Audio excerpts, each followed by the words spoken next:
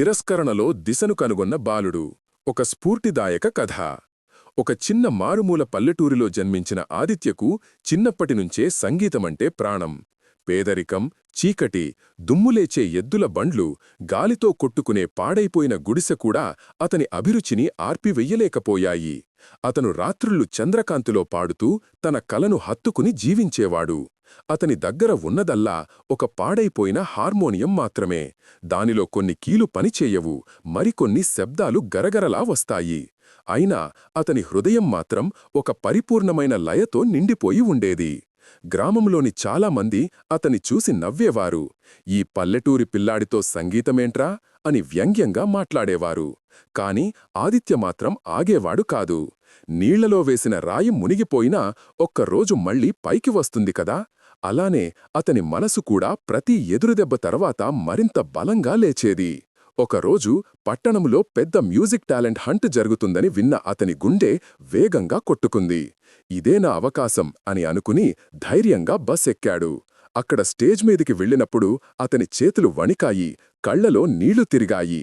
కాని హృదయానికి మాత్రం ఒకే మాట వినిపించింది: పాడు, నువ్వు పాడటానికి పుట్టావ్. అతను తన ఆత్మ మొత్తంతో పాడాడు.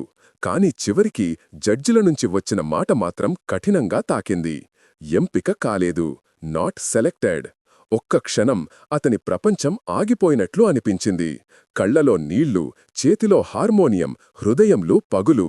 స్టేజి నుంచి బయటికి నడిచే ప్రతి అడుగు భారంగా అనిపించింది.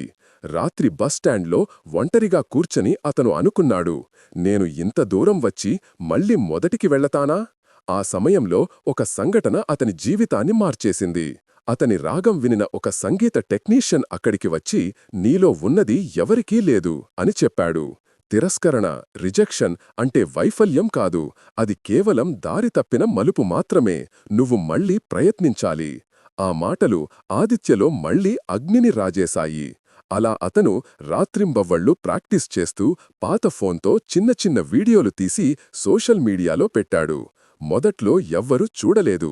కాని ఒకరోజు అతని రాగాన్ని ఒక పెద్ద పేజీ షేర్ చేయడంతో అది రాత్రికి రాత్రే వైరల్ అయ్యింది. వేలాది మంది కామెంట్లు చేశారు: నీ గొంతు దేవుడిచ్చిన వరం, నీ సంగీతంలో హృదయం వినిపిస్తుంది. ఆ ప్రేమ, ఆ ప్రోత్సాహం ఆదిత్యని ఒక కొత్త మార్గంలో నడిపించింది. కొద్ది కాలానికే పెద్ద స్టూడియో నుండి కాల్ వచ్చింది. రికార్డింగ్ అవకాశాలు వచ్చాయి. పాటలు హిట్ అయ్యాయి. చివరికి అదే పల్లెటూరి బాలుడు ఒక గ్రాండ్ స్టేజ్ మీద నిలబడి ట్రోఫీ అందుకున్నాడు. అతని కళ్లలో నీళ్లు, కాని అవి బాధ కన్నీళ్లు కాదు, తాను సాధించిన ఆనందపు కన్నీళ్లు. ఆ రాత్రి అతను ఒక్క మాట మాత్రమే అన్నాడు: ముందు వదిలేశానని బాధపడద్దు. Sometimes rejection is direction. కొన్నిసార్లు తిరస్కరణే మనకు దిశను చూపుతుంది. కాబట్టి వినే ప్రతి ఒక్కరికీ నేను చెప్పేది ఒకటే: మీరు ఎప్పుడైనా ఓటమి చూశారా? విఫలమయ్యారా?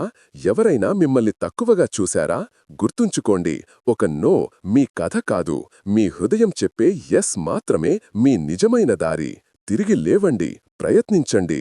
మీరు కూడా మీ జీవిత స్టేజ్ మీద వెలుగులు నింపబోతున్నారు. మీలో ఉన్న ప్రతిభపై నమ్మకం పెట్టుకోండి. మీ రోజు తప్పకుండా వస్తుంది. ధన్యవాదాలు అందరికీ.